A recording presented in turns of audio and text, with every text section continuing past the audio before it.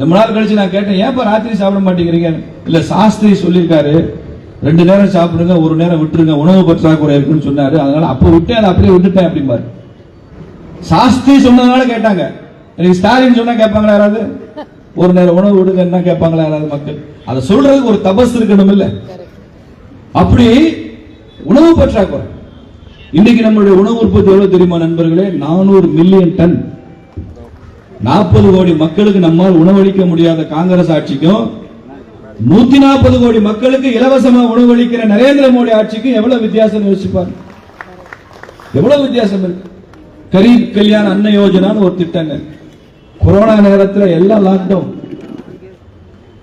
Lorry போகாது, bus போகாது, supply chain இல்ல, லாஜிஸ்டிக்ஸ் மூவ்மெண்ட் இல்ல. ஒரு பட்டினி சாவு கூட இல்லாமல் 3 ஆண்டுகள் இந்த தேசத்தை காப்பாற்றிய நரேந்திர மோடி இங்கே. சீனாவில் எத்தனை பேர் செத்து போனாங்க? நோயில செத்து போனது மாத்திரம் இல்ல, உணவு இல்லாம பட்டினியில் செத்தது லாக்டவுன்னால. அமெரிக்காவில் பட்டினி. பெரிய பெரிய பொருளாதார வளர்ச்சி அடைந்த நாடுகள்ல உணவு கிடைக்கல, உணவை கொண்டு போய் கொடுக்கிற சிஸ்டம் இல்ல. நம்ம நாட்டில் என்ன நடந்தது கோவிட்ல? ஆனால் உலக மீடியாவை எப்படி எழுதிச்சு? இந்தியர்கள் நெருக்கமாக வாழ்வார்கள், இந்தியர்கள் ஒருவரோடு ஒருவர் ஒட்டிக்கொண்டே இருப்பார்கள். இவன் கோயிலுக்கு போனாலும் கூட்டமா போவான், ஜவுளி கடையில் போய் துணி எடுக்கணும்னாலும் கூட்டமா போவான், குடிக்க போனாலும் கூட்டமா போவான். அதனால இந்த கொரோனா பரவலை இந்தியாவில் தடுக்க முடியாது, நிறைய இந்தியர்கள் செத்து போயிருவான்றது வேர்ல்டு மீடியாவோட கணிப்பு. ஆனால் உலக நாடுகள்ல மிக குறைவான மரணத்தோடு இந்தியர்களை காப்பாற்றியது நரேந்திர மோடியுடைய ஆட்சி. எப்போது கொரோனாவுக்கு ரஷ்யா மருந்து தடுப்பூசி கண்டுபிடித்ததோ, எப்போது அமெரிக்கா தடுப்பூசி அறிமுகப்படுத்தி அவர்கள் மக்களுக்கு தடுப்பூசி கொண்டு வந்தாங்களோ, எப்ப சீனா தடுப்பூசி போட்டதோ அதற்கு ஒரு நாள் கூட குறையாமல் அதே காலகட்டத்தில் இந்தியாவிலும் தடுப்பூசி கொண்டு வரப்பட்டது, போடப்பட்டது. நீங்க ரேபிஸ் வெறிநாய்க்கடி தடுப்பூசி அது உலக நாடுகளில் கண்டுபிடிச்சு 40 வருஷம் கழிச்சு இந்தியாவுக்கு வந்துச்சு. அம்மை நோய்க்கான தடுப்பூசி எப்ப கண்டுபிடிச்சாங்க, உலகம் எல்லாம் எப்ப வந்துச்சு, இந்தியாவுக்கு எப்ப காங்கிரஸ் ஆட்சியில் வந்துச்சுன்னு பாருங்க. போலியோ டிராப்ஸ் அந்த தடுப்பு மருந்து எப்ப கண்டுபிடிச்சு உலக நாடுகள்லாம் வந்தது, இந்தியாவுக்குள்ள அது எப்ப வந்ததுன்னு பாருங்க. எல்லாம் 20 வருஷம் 30 வருஷம் இடைவெளி இருக்கும். கொரோனா தடுப்பூசி அமெரிக்கால ரஷ்யால எப்ப அறிமுகப்படுத்தினா, இந்தியாவில் தடுப்பூசி நாம எப்ப அறிமுகப்படுத்தணும் பாருங்க, ஒரு வாரம் கூட வித்தியாசம் இல்லை. ஏன் தெரியுமா? தேச நலன் மீது அக்கறை உள்ள கட்சி, இந்த 140 கோடி மக்கள் மீதும் அக்கறை உள்ள கட்சி, இந்த தேசத்தை தெய்வமாக பார்க்கிற RSS இயக்கத்திலிருந்து வந்த ஒருவன் நடத்துகிற ஆட்சி. அதனால அது நடக்கும். இல்ல வேற யாராவது இருந்தா எப்படி செய்ய முடியும்? மக்களை நேசிச்சவன் தான் தலைவனா இருக்க முடியும். மக்களை எக்ஸ்ப்ளாய்ட் பண்றவன் இல்ல. இவனுக்கு என்ன செய்ய முடியும் யோசிச்சே இருக்கிறவன் தலைவரா இருக்கும் போது ஆட்சி எப்படி இருக்கும்? இன்னைக்கு செங்கோட்டையில நின்று கொண்டு நரேந்திர மோடி பேசுகிறார், இந்தியா உலக நாடுகளில் இருந்தெல்லாம் உணவு வாங்கின காலமெல்லாம் முடிஞ்சு போச்சு. இன்னைக்கு ஐநா சபை அங்கீகரித்தால் உலகத்தின் ஏழை நாடுகளுக்கெல்லாம் இந்தியா உணவளிக்க தயார் அப்படின்னு அறிவிக்கிறார். சகோதரர்களை, இன்னைக்கு நாம கோதுமை ஏற்றுமதி பண்றோம், அரிசி ஏற்றுமதி பண்றோம், யூரியாவும் ஃபெர்டிலைசர் ஏற்றுமதி பண்றோம். நம்முடைய ராணுவ உதிரி பாகங்கள் எப்போ நிர்மலா சீதாராமன் ராணுவ அமைச்சர் ஆனாங்களோ, ஸ்பேர் பார்ட்ஸ் இம்போர்ட் குறைந்து எக்ஸ்போர்ட் பண்ண ஆரம்பித்த முதல் டிஃபென்ஸ் மினிஸ்டர். இன்னைக்கு ராணுவ உதிரி பாகங்களை நாம ஏற்றுமதி செய்யறோம். 1 லட்சம் கோடிக்கு மேலாக அதுல பணம். இந்த பட்ஜெட்ல நரேந்திர மோடி சொல்லி இருக்கிறாரு, எண்ணெய் வித்துக்கள் மீது இம்போர்ட் டாக்ஸ் அதிகப்படுத்தியிருக்கிறார். இன்னும் ஓரிரு ஆண்டுகள்ல வெளிநாடுகள்ல இருந்து எண்ணெய் இந்தியாவிற்குள் வரவே வராது. நமது உற்பத்தியே நமக்கு போதும், நாம ஏற்றுமதி செய்யலாம். அந்த அளவுக்கு எண்ணெய்க்கு ஆயில் சீட்ஸ், ஆயில்ல ஒரு செல்ஃப் சஃபிஷியன்சி, தன்னிறைவுக்கான ஒரு பயணம். மோடி ஆட்சிக்கு வர்றதுக்கு முன்னால எல்லா மாநில முதலமைச்சர்களுக்கும் ஒரு பழக்கம் இருக்கு, ஒரு லெட்டராவது எழுதிடுவாங்க பிரைம் மினிஸ்டருக்கு. அந்த ஒரு லெட்டர் என்னவா இருக்கும்? அது கருணாநிதி முதலமைச்சரா இருந்தாலும், ஜெயலலிதாவா இருந்தாலும், குஜராத்திலே நரேந்திர மோடி முதலமைச்சரா இருந்தாலும் என்ன எழுதுவாங்கன்னா, எங்கள் மாநிலத்தில் யூரியா பற்றாக்குறை இருக்கு, விவசாயிகளுக்கு யூரியா வேணும், உடனடியாக மத்திய அரசாங்கம் எங்களுக்கு இத்தனை டன் யூரியாவை ரிலீஸ் பண்ணி மத்திய தொகுப்பிலிருந்து எங்களுக்கு அனுப்பிச்சு எங்கள் விவசாயிகளுக்கு நீங்கள் உதவி செய்யணும்னு லெட்டர் எழுதிட்டே இருப்பாங்க. கலைஞர் லெட்டர் எழுதுவாரு, ஜெயலலிதா அம்மா இருக்கிறப்ப லெட்டர் எழுதுவார். என்ன பண்றது? யூரியா சென்ட்ரல் கவர்மெண்ட்ல இருக்கு. அந்த கெமிக்கல் அண்ட் ஃபெர்டிலைசர்ஸ் தான் நம்ம அண்ணன் அழகிரி வேற மந்திரியா இருந்தார். நல்ல அமைச்சர் இருந்தாலே யூரியா இல்ல, அழகிரி அமைச்சர் இருந்தா என்ன கிடைக்கும் யோசிச்சு பாருங்க. நரேந்திர மோடி பிரதமரான பின்பு 2014 அப்புறம் ஒரு மாநில முதலமைச்சரும் எனக்கு யூரியா வேணும் பற்றாக்குறை இருக்கு இதுவரைக்கும் ஒரு கடிதம் கூட எழுதல. எங்களுக்கு உர தட்டுப்பாடு இருக்கு, எங்களுக்கு உரத்தை உடனே ரிலீஸ் பண்ணுங்கன்னு இதுவரைக்கும் ஒரு முதலமைச்சர் கூட எழுதவில்லை. ஏன் எழுதல தெரியுமா உங்களுக்கு? இடையில யூரியால நிறைய பதுக்கல் நடந்தது, கள்ள மார்க்கெட் இருந்தது, நிறைய இண்டஸ்ட்ரீஸ் யூரியாவை கடத்தினாங்க. நான் சொன்ன ஆச்சரியமா இருக்கும், பால்ல யூரியாவை கலந்தான். குழந்தைகள் குடிக்கிற பால்ல கூட கொஞ்சம் யூரியாவை கலந்துட முடியும், மில்க் பவுடர்ல. அப்படியெல்லாம் ஒரு கள்ள மார்க்கெட் கலப்பட சந்தையெல்லாம் இருந்ததை மாற்றி ஒரு சின்ன டெக்னிக் பண்ணாரு நரேந்திர மோடி. என்ன டெக்னிக் தெரியுமா? யாராவது தெரியுமா? அந்த கூட்டத்தில் யாராவது சொல்லுவீங்களா? நீம் கோட்டட் யூரியான்னு போட்டார். வேப்பெண்ணெயை தடவி கூடுறா, அதுக்கப்புறம் கள்ள மார்க்கெட்டே ஒழிஞ்சிரும்டா அப்படின்னு சொன்னார். கள்ள மார்க்கெட்டே ஒழிஞ்சிடும். அந்த வேப்பெண்ணெய் தடவுறப்ப அது மண்ணுக்கு வேற உரமாகுது, சத்தாகுது. வேப்ப மரத்தை வேப்பம் கொட்டை எடுத்து நீம் ஆயில் தயார் பண்ற அந்த விவசாயிகளுக்கு அதுல பணம் கிடைக்குது, பெரிய மார்க்கெட் கிடைக்குது அவங்களுக்கு. இன்னைக்கு யூரியா தட்டுப்பாடு இல்ல. இந்தியாவில் எந்த யூரியா தொழிற்சாலையும் நிர்வாகம் செயலிழந்து இல்ல. 4 புதிய உர தொழிற்சாலைகள் போன மாசம் அஸ்ஸாம் உட்பட புதிதாக ஆரம்பிக்கப்பட்டிருக்கு. இன்னைக்கு யூரியாவிலையும் சரி உரத்திலையும் சரி தட்டுப்பாடே இல்லாமல் அதே சமயத்தில் 1 கோடி விவசாயிகளை இயற்கை விவசாயத்திற்கும் திருப்புகிற முயற்சியும் சேர்த்து செய்கிற ஆட்சி நரேந்திர மோடி ஆட்சி. அதே ஒரே நாள்ல இயற்கை விவசாயம் பண்ணிட வேண்டியதானே? இலங்கையில் அப்படித்தான் பண்ணா, பெரிய உணவு கொஞ்சமே. இனிமே உரம் போடக்கூடாது, யூரியா போடக்கூடாது, எல்லாம் இயற்கை விவசாயம்னு சொல்லி அந்த நாட்டோட உற்பத்தி குறைஞ்சு அந்த அளவுக்கு அந்த சாணம் பஞ்சகவியம் கோமியம் எல்லாம் இல்லாம வேலை செய்யறதுக்கு லேபர் இல்லாம பெரிய கொலாப்ஸ். அதனால இயற்கை விவசாயத்துக்கு திரும்ப வேண்டும் என்பது கட்டாயம், அதை படிப்படியாகத்தான் செய்ய வேண்டும் என்பது அதை விட கட்டாயம். இந்த ரெண்டையும் சேர்த்து செய்கிற பிரதமராக நரேந்திர மோடி இருக்கார். இன்னைக்கு பிரச்சனை இல்லையா? இன்னைக்கு 400 மில்லியன் டன் உணவு உற்பத்தி, 140 கோடி மக்கள் சர்ப்ளஸ் இல்ல. நீங்க போன கல்யாண வீடுகள்ல ஹோட்டல்ல we waste more than what we taste.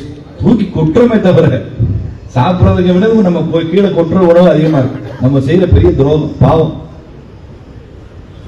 அன்னம் தெய்வம், அதை வீணாக்க கூடாது. எவ்வளவு வேணுமோ அவ்வளவு சாப்பிடு, வீணாக்காத.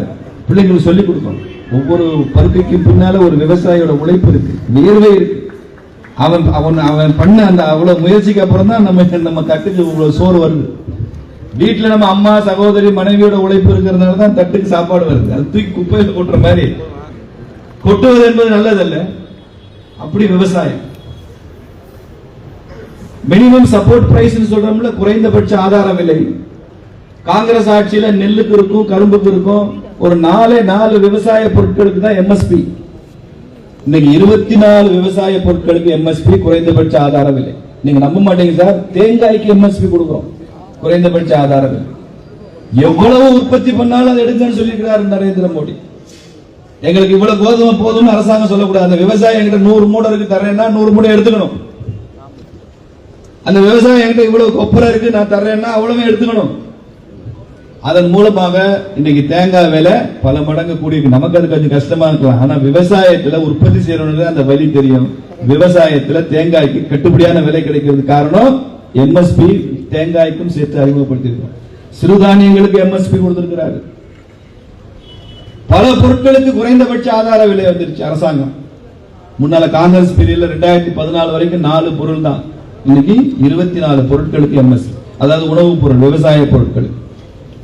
ஒவ்வொரு துறையும் இன்டர்னல் செக்யூரிட்டி எடுங்க.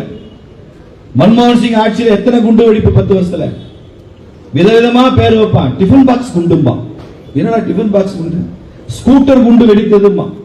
ஒரு பெரிய ஹோட்டலுக்கு கீழே பார்க்கிங்ல வந்து ஸ்கூட்டர்ல பழைய ஸ்கூட்டரை விலைக்கு வாங்கி அதுல குண்டெல்லாம் வச்சு லோடு பண்ணிட்டு டெரரிஸ்ட் வெளியில போயிடுவான். அங்க இருந்து வெளியில இருந்து ரிமோட்ல ஆபரேட் பண்ணாருன்னா குண்டு வெடிச்சு. அதுக்கு பேர் ஸ்கூட்டர் குண்டு. சாப்பாடு கொண்டு போற மாதிரி டிஃபன் பாக்ஸ்ல உள்ள குண்டை வச்சு ஒரு பஸ்லயோ ட்ரெயின்லயோ வச்சுட்டு போயிடுவான். டபார் வெடிக்கும் டிஃபன் பாக்ஸ் குண்டு. அப்புறம் ஹேண்ட்பேக் குண்டு. அப்புறம் அவனே குண்டா மாறுவான், சூசைட் குண்டு. இன்னைக்கு ஒரு குண்டு கூட இல்ல, தெரிஞ்சுக்கங்க. இந்தியா முழுக்க ஒரு குண்டு வெடிப்பு சம்பவம் கூட இந்த 11 ஆண்டுகளில் நடக்கவில்லை. ஒரு குண்டு ஒரு தீவிரவாதி வெடிச்சா 2 குண்டு சுடுற ஒருத்தர் ஹோம் மினிஸ்டர் இருக்காரு. ஒரு குண்டு நீ போட்டேன்னா 2 குண்டு காலி. ஒரு காலத்துல சொல்லுவாங்க பசுபதினு நேபாளத்துல கோவில் இருக்கு, பசுபதிநாதர். ஆந்திராவில் திருப்பதி. இந்த திருப்பதியும் பசுபதிக்கும் இடையில இருக்கிற ஒரு கோடு போட்டா அதுக்கு பேர் ரெட் காரிடர்னு அர்த்தம். சிவப்பு தடம் அப்படி வச்சுங்க, ரெட் காரிடர். பூரா மாவோயிஸ்ட். எத்தனை மாவட்டம் தெரியுமா? 150க்கும் மேற்பட்ட மாவட்டங்கள். சைடுல கொஞ்சம் கணக்கு எடுத்தா 300 மாவட்டம் நக்சல் இன்ஃபெஸ்டட் டிஸ்ட்ரிக்ட்ஸ். இவ்வளவு மாவட்டங்களும் ரெட் காரிடர். இவ்வளவு மாவோயிஸ்ட் பயங்கரவாதம். போலீஸ் ஸ்டேஷன் அடிச்சு உடைப்பான், மிலிட்டரி வாகனங்களை உடைப்பான், பெரிய பெரிய கார்பரேட் எஸ்டாப்ளிஷ்மெண்ட்ல போய் தீ வைப்பான், சாதாரண மக்களை கூட கொல்லுவான். அவன் இன்ஃபார்ம் பண்ணிட்டான் போலீஸுக்கு, இவன் தான் இன்ஃபார்மர்னு. கணக்கற்ற வன்முறை, ஒன்னும் செய்ய முடியல. இன்னைக்கு 150 போலீஸ் ஸ்டேஷன் இல்லைங்க, வெறும் 20, 150 மாவட்டத்தில் இல்ல, வெறும் 20 போலீஸ் ஸ்டேஷன் லிமிட்டுக்குள்ளதான் மாவோயிஸ்ட். இன்னைக்கு ஒரு மாவோயிஸ்ட கூப்பிட்டு நிக்க வச்சா எப்படி இருந்தனா இப்படி ஆயிட்டேன் அப்படிமா. நரேந்திர மோடி மேலதான் காரணம். எப்படி இருந்தா இப்படி ஆயிட்டான். அந்த டிமானிட்டைசேஷனாலேயே அவங்களுடைய பொருளாதார சாம்ராஜ்யம் உடைஞ்சது. அது அதிகமாக பாதிக்கப்பட்டது மாவோயிஸ்ட் தீவிரவாதிகள் தான். குறைச்சாச்சே, குண்டு வெடிக்கலையே, டிஃபன் பாக்ஸ் எல்லாம் இப்ப இருக்கு, உள்ள குண்டு இல்லையே, இப்பயும் ஸ்கூட்டர் இருக்கு, உள்ள குண்டு வைக்க முடியலையே. அப்படி ஒரு ஹோம் மினிஸ்டர், அப்படி ஒரு பிரைம் மினிஸ்டர், எல்லாத்தையும் தாண்டி அப்படி ஒரு தேசிய பாதுகாப்பு ஆலோசகர் அஜித் தோவல். அவர் இந்த இடத்துல மாம்பழத்திலேயே நான் அவர் பேரை சொல்லித்தான், மற்ற இடத்துல சொன்னா அவர் பேர் தெரியாது. மாம்பழத்தில் உள்ள மக்கள் படிச்சவங்க, விவரமான உங்களுக்கு தெரியும். அஜித் தோவல் தேசிய பாதுகாப்பு ஆலோசகர். அவர் இல்லைன்னா இந்த இன்டர்னல் செக்யூரிட்டி இப்படி இருந்திருக்காரு. இன்னைக்கு உலகத்தில் எந்த நாட்டிலையும் ஒரு இந்தியன் பாதிக்கப்பட்டால் உடனடியாக நரேந்திர மோடி மீட்டு கொண்டு வராரு. அதற்கு காரணம் அஜித் தோவல் தான். உங்களுக்கு ரஷ்யா உக்ரைன் போர் வந்தது. இந்திய மாணவர்கள் மாத்திரம் 21,000 பேர் இங்க படிக்கிறாங்க, மெடிசின் படிக்கிறாங்க. ஒருத்தனுக்கு கூட பாதிப்பு இல்லாமல் 21,000 பேரை திருப்பி கொண்டு வந்த ஒரே ஆட்சி உலகத்தில் இந்தியன் கவர்மெண்ட் தான். வேற எந்த அரசாங்கத்தால முடியல. நரேந்திர மோடி கூப்பிட்டு ரஷ்யாவை கூப்பிட்டு போர் நிறுத்தம் பண்ணுங்க, எங்க மாணவர்கள் எல்லாம் வரணும் அப்படின்னு சொல்றாரு. சரி, பண்ணியாச்சு. எங்க மாணவர்கள் எல்லாம் ஏர்போர்ட்டுக்கு வர்ற வரைக்கும் குண்டு போடக்கூடாது. சரி, போடல. நாங்க இங்க இருந்து ஏர் இந்தியா பிளைட் அனுப்புவோம், அதுல ஏறி கூப்பிட்டு வந்துருவாங்க, இந்திய மாணவர்கள் வருவாங்க. சரி, அவங்களாம் இந்திய மாணவர்கள் எப்படி தெரியும் எங்களுக்கு? புட்டின் கேட்கிறான். மோடி சொல்றாரு, அவங்களாம் இந்திய தேசிய கொடியை கையில் பிடித்துக் கொண்டு வருவார்கள். யாரெல்லாம் இந்திய தேசிய கொடியை கையில் பிடிச்சு கொண்டு வரானோ அவெல்லாம் இந்திய மாணவன் தான். அவனை ஏர் இந்தியா பிளைட் ஏற்றி கொண்டு வந்து டெல்லியில் இறக்கி விடும். அப்படி வர்ற எல்லா மாணவர்களையும் அனுப்பணும். கண்டிஷன். அதுக்கும் சரி. எதிர்மா நடந்துச்சு. இந்திய மாணவர்கள் எல்லாம் தேசிய கொடியை பிடிச்சிட்டு வந்தான். இந்த பாகிஸ்தான், ஆப்கானிஸ்தான், பங்களாதேஷ் பரதேசி இந்திய கொடியை பிடிச்சுக்கிட்டு தான் வந்துச்சு.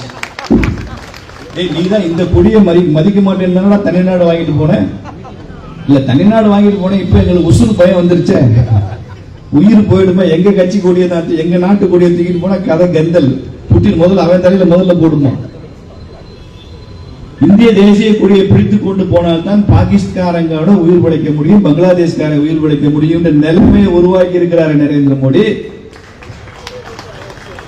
அப்படி கொண்டு வந்து இறக்கிவிட்டோம். இங்க இருந்து மறுபடியும் ஊருக்கு போனான். சென்னையில மீனம்பாக்கம் சர்வதேச விமான நிலையத்தில் வந்து விமானம் இறங்கிடுச்சு. நரேந்திர மோடி முயற்சியில தேசிய கொடியை பிடித்துக் கொண்டு புட்டின் அவருடன் பேசி மாணவர்களா வந்துட்டாங்க. வந்து வெளியில வரும்போது தமிழ்நாடு மீடியா அப்படியே மைக் வச்சுட்டு கேட்கிறான், உங்களை மீட்டு கொண்டு வருவதில் முதலமைச்சர் ஸ்டாலினுடைய பங்களிப்பை பற்றி சொல்லுங்கள் அப்படின்னு. மாணவர்கள்ட்ட வெக்கமா இல்ல, கேவலமா இல்ல? ஊர்ல எவன் பிள்ளை பார்த்தா நீ போய் இனிஷியல் போட்டுருக்கியா? இனிஷியல் என் பிள்ளைக்கு நான் தானே இனிஷியல் போடுவேன், நீ போய் இனிஷியல் போட்டா என்ன அர்த்தம்? முதலமைச்சர் ஸ்டாலின் எப்படிப்பா ரஷ்யால இருந்து கூட்டு வர முடியும்? எனக்கு தெரியல. இந்த பட்ஜெட்ல அறிவிச்சிருக்கிறாங்க, நிதியமைச்சர் அறிவிச்சிருக்கிறார், தமிழ்நாடு பட்ஜெட்ல ராமேஸ்வரத்தில் விமான நிலையம் அமைக்கப்படும் அறிவிச்சிருக்காங்க பட்ஜெட்ல. எப்படி ஏர்போர்ட் எப்படிங்க ஸ்டேட் கவர்மெண்ட் அறிவிக்க முடியும்? நீங்க ராமேஸ்வரத்துல இருந்து விமான நிலையம் அமைச்சு எங்கே பறக்கிறதுக்கு எந்த அரசாங்கம் ஒத்துழைக்கணும்? சிவில் ஏவியேஷன் டிபார்ட்மெண்ட் அதை செய்யணும், சிவில் ஏவியேஷன் மினிஸ்ட்ரி அதை செய்யணும், மத்திய அரசு கேபினெட்ல டிசிஷன் எடுக்கணும் விமான நிலையம் அமைக்கிறதுக்கு. எதை சொல்லிவிடு. போன பட்ஜெட், போன தேர்தல் அறிக்கை நீங்க பாருங்க, 2021 தேர்தல் அறிக்கையில ஒரு 12 ரயில் தடங்களை குறிப்பிட்டு 12 ஊருக்கு நாங்க ரயில் விடுவோம் திமுக சொல்லிருக்காங்க. நம்ம ஓட்டு போட்டுருக்கீங்க. நீங்களா உங்களுக்கு ரயில் விடுறது யார் கையில இருக்கு? திமுக கையில இருக்கு. திமுக தேர்தல் அறிக்கை எடுத்து வாசி பாருங்க. 12 வழித்தடங்களை போட்டு ட்ரெயின் விடுவோம். அப்ப எவ்வளவுதான் பொய் சொல்றதுன்னு கணக்கு இல்லை, அவ்வளவு பொய் சொல்றான். அப்படி வெளிநாடுகளில் இருந்து இந்திய மாணவர்களை மீட்டுக் கொண்டு வந்திருக்கிறார். தமிழின் பெருமையை உலகமெல்லாம் சொன்ன பிரதமர் நரேந்திர மோடியை தவிர வேற யாரும் கிடையாது.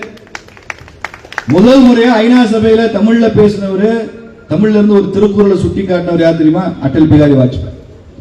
ஐநா சபையில பேசும்போது எங்கள் நாட்டில் ஒரு புலவர் இருந்தார், வள்ளுவர்னு பேரு.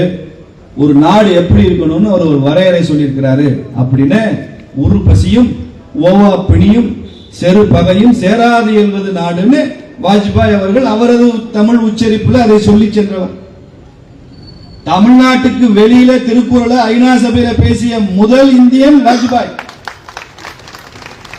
இதை கும்முடி பூண்டி தாண்டி குண்டு விளையாட கூட தெரியாதவன் அந்த திராவிட கட்சி எல்லாம். இன்னைக்கு திருக்குறள் சிங்கப்பூர்ல திருக்குறள் மையம், கலாச்சார மையம் யார் திறந்தா? நரேந்திர மோடி. காசியில தமிழ் சங்கம் யார் நடத்தினா? நரேந்திர மோடி. தமிழ்நாடு காசியை கொண்டாடுகிறது. காசியை கொண்டாடுகிற தமிழர்களை பார்த்திருக்கோம். பல பேருக்கு காசின்னு பேர் வச்சிருப்பான். எங்க ஊர் பக்கம் வந்தீங்கன்னா சிவகாசி இருக்கு, தென்காசி இருக்கு, தெற்க காசி, காசி அம்மா, காசி மாயன், எவ்வளவு பேர் காசி. காசியை கொண்டாடுகிற தமிழர்கள் பல ஆயிரம் வருஷமா இருக்காங்க. நரேந்திர மோடி என்ன செஞ்சாரு? காசியை கொண்டாடுகிற தமிழர்கள் இருக்கட்டும், தமிழை கொண்டாடுகிற காசியை நான் உருவாக்குவேன் சொல்லி காசியில தமிழ் சங்கம் வச்சு, காசியில தமிழர் விழா, காசியில தமிழ் இலக்கியம், காசியில தமிழர் உணவு, காசியில தமிழர் நடனம், தமிழர் இசை, தமிழர் மருந்து, தமிழர் ஆடைகள். காசியை தமிழ் படுத்தணும்ன்ற எண்ணம் ஏன் நரேந்திர மோடிக்கு வருது? காசிக்கும் தமிழுக்கும் இருக்கிற உறவை கட்டி காக்கிறதுல, இரண்டு மாநிலங்களை இணைப்பதில், வடக்கை தெற்கை இணைப்பதில் அவ்வளவு முக்கியத்துவம். சௌராஷ்டிரா தமிழ் சங்கம் ஏன் வந்துச்சு? சௌராஷ்டிரால, தமிழ்நாட்டில் சௌராஷ்டிரா மொழி பேசுறவங்க மதுரையில, கும்பகோணத்துல, தஞ்சாவூர்ல, பரமக்குடியில, சேலத்துல எல்லாம் இருக்கிறாங்க. 500 வருஷத்துக்கு முன்னால விஜயநகர சாம்ராஜ்யத்தின் போது அவர்கள் அங்கிருந்தா மைக்ரேட் ஆகி புலம்பெயர்ந்து வந்தவங்க. அவர்கள் தங்கள் சொந்த மண்ணை பார்க்கணும். சௌராஷ்டிரா பேசுகிற தமிழர்களையும் சௌராஷ்டிரா நிலப்பரப்பையும் கனெக்ட் பண்ணணும்னு உருவானது தானே சௌராஷ்டிரா தமிழ் சங்கம். இப்படி எங்கேயாவது மக்களை இணைக்கிற பணியை திமுக எங்கேயாவது பண்ணியிருக்காங்க? பிளக்கிற வேலை தான் செய்வோம். இந்துவை முஸ்லீமையும் பிரிச்சிடும், ஜாதி வாரியா பிரிச்சிடும், அப்பர் காஸ்ட், ஷெட்யூல் காஸ்ட், சமூக நீதி ஏதாவது ஒரு சொல்லி அதை சமூக நீதி அதே சமயத்தில் சுமூக நீதியாகவும் இருக்கணும்ன்ற எண்ணமே திமுக கிடையாது. பிஜேபி சமூக நீதி பேசும், ஆனால் அது சுமூக நீதியாகவும் இருக்க வேண்டும் என்று நாம் பேசுவோம். சமூக நீதி மிகவும் முக்கியம். இப்படிப்பட்ட சூழலை உருவாக்கி இருக்கிறோம். இவங்க பேசுற சமூக நீதி எப்படி இருக்குன்னு நம்ம பாருங்க. நீதி கட்சி தான் எங்களது முன்னோர்கள் சொன்னாங்க. 37 வரைக்கும் நீதி கட்சி தான். 1920, 21 இருந்து ஒரு பட்டியல் சமுதாயத்தினரை கூட அமைச்சராக்காத ஒரே கட்சி நீதி கட்சி ஆச்சு. எப்ப 37 ராஜாஜி முதலமைச்சர் ஆனாரோ முதலாக ஒரு பட்டியல் சமுதாயத்துக்கார அமைச்சராக்கி அழகு பார்த்தவர் ராஜாஜி தான். எது சமூக நீதினு கேட்கிறேன். நீதி கட்சியா இல்ல ராஜாஜி பொறுப்பேற்று இருந்த அந்த அமைச்சரவையா? இப்படி எத்தனையோ உதாரணங்கள் சொல்லலாம். மதுரையில் வைத்தியநாதையர் இருந்தார். தமிழகம் முழுக்க பட்டியல் சமுதாயத்தினரை கோவிலுக்குள் அனுமதிப்பதில்லைன்னு ஒரு கொடிய பழக்கம் இருந்த நேரத்தில் அதை மாற்றி பட்டியல் சமுதாயத்தை கோவிலுக்குள் அழைத்து சென்றவர் வைத்தியநாதையர். சமூக புரட்சி. அதற்கு கூட வந்தவர் என்எம்ஆர் சுப்பராமன், சௌராஷ்டிரா பிரமுகர். அதை பல பேர் எதிர்த்த போது யார் வர்ற நான் பார்க்கிறேன்னு பக்கத்தில் நின்றவர் பசும்பொன் தேவர். எல்லாரும் ஆதரிச்சாங்க. அப்ப இதே பி.டி. ராஜன் மதுரையில் தான் இருந்தார், நீதி கட்சி தலைவர். பட்டியல் சமுதாய மக்களை மீனாட்சி அம்மன் கோவிலுக்கு அழைத்து செல்லும் போது சமூக நீதி பேசுகிற நீதி கட்சி தலைவர் என்ன செஞ்சிருக்கணும்? நானும் கூட வரேங்கன்னு வந்திருக்கணும்ல. எங்க போய் ஒளிஞ்சுக்கிட்டார் அவரு? அதை செஞ்சதெல்லாம் யாரு? நீங்க சனாதனிகள்னு சொல்றீங்களே, அந்த சனாதன தர்மம் தான் அதை செய்தது என்பதையும் நாம் திராவிட கட்சிகளுக்கு சொல்லணுமா வேண்டாமா? பல சமயங்கள்ல நம்ம எதிர்த்து கேள்வி வச்சுக்கிட்டே போறாங்க.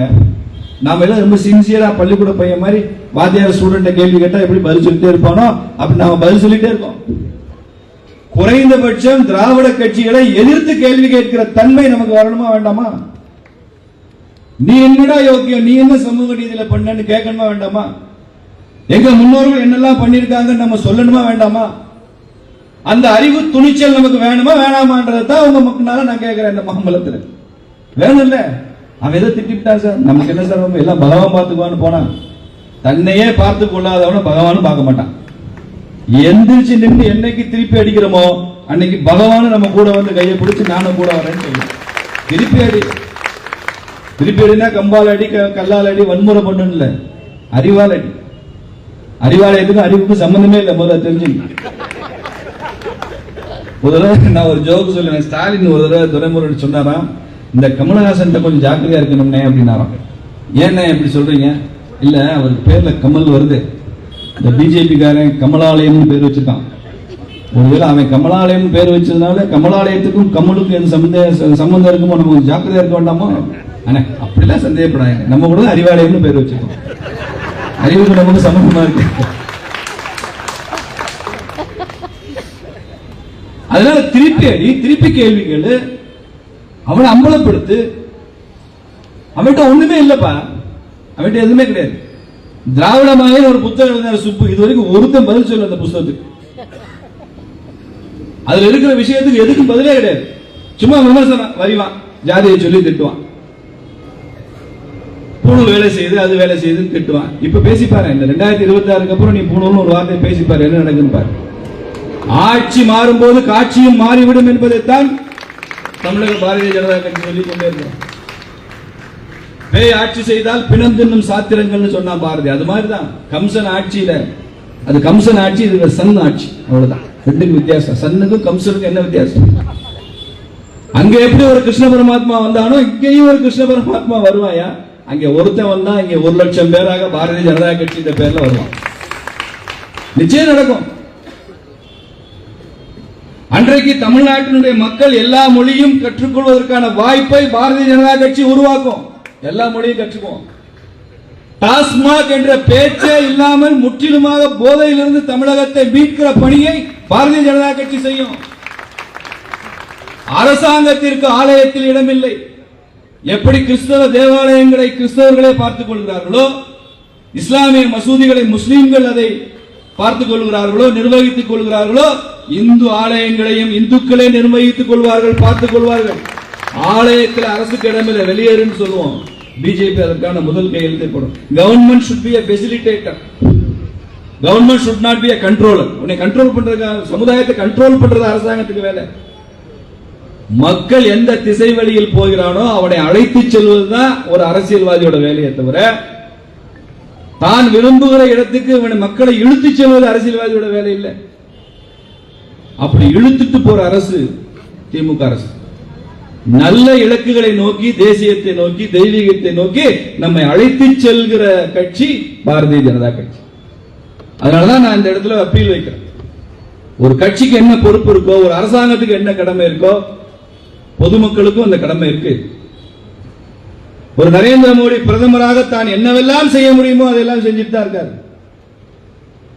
அவர் வாழ்நாளுடைய கடைசி உச்சம் வரைக்கும் இந்த தேசத்திற்காகத்தான் அவர் வாழ்கிறார். ஒரு கட்சியாக பாரதிய ஜனதா கட்சி என்னவெல்லாம் இருக்கிற அரசியல் சூழல்ல, இருக்கிற கஷ்டங்கள்ல, இருக்கிற சவால்களுக்குள்ள என்னவெல்லாம் பெஸ்டா பெர்ஃபார்ம் பண்ண முடியுமோ பிஜேபி செய்து கொண்டிருக்கிறது. ஆனால் மக்கள், வாக்காளர்கள் வேடிக்கை பார்த்து கொண்டிருக்கிற இடத்துல இருக்கக்கூடாது. குறைந்தபட்சம் சென்னையில, டி நகர்லயாவது வேடிக்கை பார்க்கறதுல நாங்கள் இருக்க மாட்டோம். நாங்கள் இந்த விபரீதத்தை புரிந்து கொண்டோம்.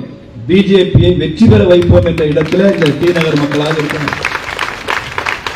நான் வெளியில போய் போராடிட்டு இருப்பேன், நான் வெளியில போய் வேர்வை சிந்திட்டு இருப்பேன், நான் வெளியில இந்த தேசத்தின் எதிரிகளே சந்தித்துக் கொண்டிருப்பேன். அதுல எனக்கு என்ன விபரீதம் நடந்தாலும் நான் அதுக்கு தயாராக இருப்பேன். ஆனா வெளியில உட்காந்து கைதட்டி வேடிக்கை பார்த்துட்டு இருந்தான்னா இது ஒன்றும் ஜல்லிக்கட்டு இல்ல, வேடிக்கை பார்க்கிறது ஃபுட்பால் மேட்ச் இல்ல, இது அரசியல். இன்னைக்கு என்ன பாதிக்கிறது நாளைக்கு ஒன்னையும் பாதிக்கும். ஒரு ஏடிஎம் கொள்ளையடிக்கிறவன், அதை திருடணும்னு நினைக்கிறவன், அவனுடைய ஃபர்ஸ்ட் டார்கெட் அந்த ஏடிஎம் வாட்ச்மேனை தான் அடிப்பான். ஏன் வாட்ச்மேனை குறி வைக்கிறான்? ஏன் வாட்ச்மேனை வேலையிலிருந்து அகற்ற நினைக்கிறான்? அவனையே கத்தியை வச்சு மிரட்டி அந்த இடத்தை விட்டு அகற்றான். அப்படின்னா அவன் நோக்கம் வாட்ச்மேன் இல்ல, உள்ள இருக்கிற ஏடிஎம் போட்டி, அதுக்கு உள்ள இருக்கிற பணம். அதுக்காக தான் வாட்ச்மேனை எதிரியாக நினைக்கிறான். ஏன் இன்னைக்கு ஊழல் கட்சிகள், தேச விரோத கட்சிகள், திமுக மாதிரி கட்சிகள்லாம் ஏன் நரேந்திர மோடியை எதிரியாக நினைத்து வேலை செய்கிறார்கள்? இந்தியா என்கிற ஏடிஎம் வாட்ச்மேன் நரேந்திர மோடி. திமுகவோட இலக்கு மோடியை விமர்சனம் பண்றது இல்ல. தப்பா புரிஞ்சுக்க, மோடியை திட்டுறாரு, மோடியை விமர்சனம் பண்றாரு இல்ல. அவங்க கண்ணு ஏடிஎம் மேல இருக்கு, இந்த தேசத்தின் பொக்கிஷத்தின் மேல இருக்கு. இந்த மனுஷன் இருக்கிற வரைக்கும் நம்ம திருடுறது சிரமமா இருக்கும். திருடுனா புடிச்சு வாயான்ற பயத்துலதான் அந்த வாட்ச்மேன் ஆகட்டும் நினைக்கிறாயா? உங்கள் மக்களுக்கு வாட்ச்மேனா இருக்கிற கட்சி பாரதிய ஜனதா கட்சி என்பது இந்த அரங்கத்தில் உட்கார்ந்து இருக்கிறவங்களுக்கு தெரியும், வெளியில் உள்ளவங்களுக்கு தான் நான் இதை சொல்றேன். வாட்ச்மேன் இந்த தேசத்தை காப்பாற்ற வந்த கட்சி, தமிழகத்தை காப்பாற்ற வந்த கட்சி பாரதிய ஜனதா கட்சி. அதனால பதறோம், அதனால கொதிக்கிறோம், அதுக்காகத்தான் உழைக்கிறோம். அதை வேடிக்கை பார்க்க கூடாது. பொதுமக்கள் எப்ப தேர்தல் வரும் 500 ரூபாய் கொடுப்பான், 1000 ரூபாய் கொடுப்பான், அந்த காசை வாங்கிட்டு ஓட்டு போயிடலாம் நினைச்சா இந்த தேசத்தை காப்பாற்ற முடியாது. உங்களுக்கு 5 வருஷம் வருமானத்துல இந்த 500 ரூபாய் வருமானம் எவ்வளவுன்னு பாருங்க. இன்னைக்கு ஒரு நாள் கூலியே 1000 ரூபாய் 2000 ரூபாய் கிடைக்குது. ரொம்ப குறைந்தபட்ச கூலியே 500 600 ரூபாய் கிடைக்குது. 5 வருஷத்துல நமக்கு எவ்வளவு பணம் கிடைக்குது? ஒரு நாள் ஓட்டு போறதுக்கு இந்த 500 ரூபாய்னால இந்த 500 ரூபாயில காப்பாத்திட முடியுமா? 1000 ரூபாய் காப்பாற்ற முடியுமா? அப்போ ஒரு தேசபக்தி உள்ள கட்சிக்கு, எப்போதும் நம்மோட இருக்கிற கட்சிக்கு வாக்களிக்க வேண்டாமா? இந்த 500 ரூபாய் கொடுத்து ஓட்டு வாங்குறானே, அதுக்கப்புறம் நம்ம நிலைமை என்ன ஆகும்? 500 ரூபாய் கொடுக்குறோம், அக்கா வாங்கிட்டு ஓட்டு போட்டுருது, திமுக ஓட்டு போட்டுருது. ரேஷன் கடையில போய் சக்கரை வாங்குது, 2 கிலோ சக்கரை எவ்வளவு இருக்கு வெயிட்? 2 கிலோ வாங்கினா எவ்வளவு வெயிட் இருக்கும்? 1.25 கிலோ. அக்கா 3/4 கிலோ எங்க கேட்டா அன்னைக்கு 500 ரூபாய் கொடுத்தல முடிஞ்சு போச்சுன்றான். திமுக கவுன்சிலர் கூப்பிட்டு எங்க தெருவே குப்பையா இருக்குன்னா இந்த பேச்சு பேசாத, அன்னைக்கு 500 ரூபாய் வாங்கிட்டு ஓட்டு போட்டேன், இந்த பேச்செல்லாம் பேசாத, இப்படி குப்பையா தான் இருக்கும். நான் ஏன் உனக்கு செய்யணும்? நீ ஓட்டு போட்டு நான் பணம் கொடுத்துட்டேன் சொல்றான். பல இடங்களில் சொல்றான், ஆடியோ ரெக்கார்டு வருது, வாய்ஸ் ரெக்கார்டு. அப்போ பணத்துக்காக வாங்கி கொண்டு வாக்களித்தால் ஒரு வர்த்தக பேரம் அப்போதே முடிந்து விட்டது. 5 ஆண்டுகளுக்கு அவரிடம் எதுவும் எதிர்பார்க்க முடியாதுன்னு அர்த்தம். பணம் வாங்க மாட்டேன், பிஜேபிக்கு நான் வாக்களிப்பேன் சொல்லுங்க. 5 வருஷமும் எப்படி உமா ஆனந்தன் மக்களோடு மக்களாக இருக்கிறார்களோ அப்படி பிஜேபி காரங்க மக்களோட மக்களாக. வாக்களிப்பதற்கு பணம் கொடுக்க மாட்டான் பிஜேபி காரன், தான் செய்கிற சேவைக்கு 10 பைசா லஞ்சமும் வாங்க மாட்டான் பிஜேபி காரன்றதான் திரும்ப திரும்ப மக்கள்கிட்ட சொல்லணும். ஒரு பணம் மாத்திரம் அரசியல் இல்லை, ஒரு குவார்டர் மாத்திரம் அரசியல் இல்லை, ஒரு பிரியாணி மாத்திரம் அரசியல் இல்லை. ஓசி பிரியாணி சாப்பிட்டு ஓட்டு போட்டு போக கூடாது. நீங்கள் ஒரு வாக்காளர் அடையாள அட்டை எடுத்து பாத்தீங்கன்னா, வாக்காளர்களுக்கு சொல்றேன், அதுல உங்க போட்டோ இருக்கும், ஓட்டர் ஐடி கார்டுல உங்க போட்டோ இருக்கும். அந்த ஓட்டர் ஐடி கார்டு அப்படி பின்னால திருப்பி பாருங்க, அதுல யார் போட்டோ இருக்காது. ஆனா அப்படி யோசிச்சு பாத்தீங்கன்னா பல பேருடைய போட்டோ உங்களுக்கு நினைவுக்கு வரும். அந்த வாக்காளர் அடையாள அட்டைக்கு பின்னால்தான் வீர வாஞ்சிநாதன் இருக்கான், அதுக்கு பின்னால்தான் நேதாஜி சுபாஷ் சந்திர போஸ் இருக்காரு, அதற்கு பின்னால்தான் கப்பல் ஓட்டிய தமிழன் வ.உ. சிதம்பரம் பிள்ளை இருக்காரு, பெருந்தலைவர் காமராஜர் இருக்காரு. எல்லா தலைவரும் சொல்றேன், பேருக்கு உதாரணத்துக்கு 4-5 பேரை சொல்றேன், எல்லாம் அதுக்கு பின்னால இருக்காங்க. இவர்கள் எல்லாம் செய்த உழைப்பு, தியாகம், தேசத்திற்காக எதையும் செய்ய தயாராக இருந்த அந்த வீர தீரம், அதனுடைய விளைவு தான் இந்தியா விடுதலை அடைந்தது, ஜனநாயகம் வந்தது. நமக்கெல்லாம் ஓட்டு போடுற உரிமையா? வெள்ளக்காரன் ஓட்டு போடுற உரிமை கொடுக்கல. வெள்ளக்காரன் தானே சமூக நீதியே நிலைநாட்டினா, எல்லாரையும் படிக்க வச்சான் கிழிக்க வச்சான்னு பேசுறான் திராவிட குஞ்சு. வெள்ளக்காரன் எல்லாரும் ஓட்டு போடுற உரிமையா கொடுக்கல? கொடுக்க முடியாது இல்ல. ஆட்சியில ஆட்சியை நீ வேணாம் தானே ஓட்டு போட்டிருப்பான்.